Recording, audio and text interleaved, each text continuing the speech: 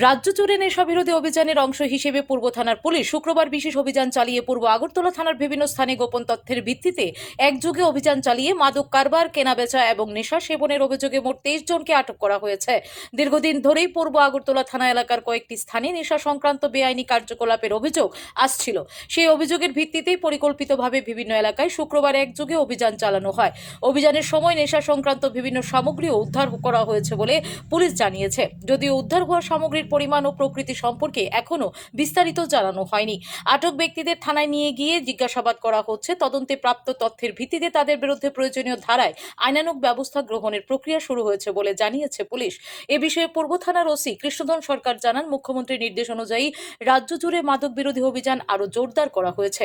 সেই নির্দেশ মেনেই পূর্ব থানা এলাকায় নিয়মিত অভিযান পরিচালনা করা হচ্ছে এবং ভবিষ্যতেও এই ধরনের অভিযান অব্যাহত থাকবে। তিনি বলেন, পূর্ব থানা এলাকায় কোনোভাবে মাদক কারবার, নেশা জাতীয় দ্রব্যের কেনা বেচা কিংবা নেশা সংক্রান্ত কোনো বেআইনি কার্যকলাপ বরদাস্ত করা হবে না।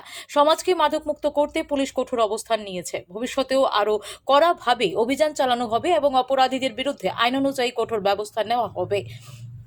পুলিশের এই অভিযানে এলাকায় মাদক বিরোধী অভিযানের প্রতি প্রশাসনের কঠোর অবস্থান স্পষ্ট হয়েছে। পাশাপাশি সাধারণ মানুষও এই ধরনের অভিযানকে স্বাগত জানিয়ে নিয়মিত নজরদারি ও কঠোর পদক্ষেপ অব্যাহত রাখার দাবি জানিয়েছেন। Bureau report, S Bharat live 24 hours.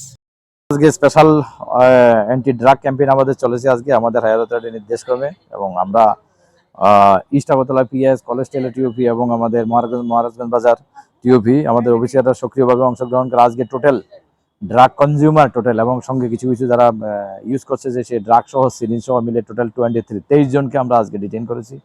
আমরা অ্যান্টি ড্রাগ ক্যাম্পেইন আমরা আরো জোরদার গতিতে চালাবো, যাতে কোনো অবস্থাতে কোনো ড্রাগ পেডলার বা ড্রাগ কনজিউমার যেখানে থাকে ওদের বিরুদ্ধে অ্যাকশন নেবো।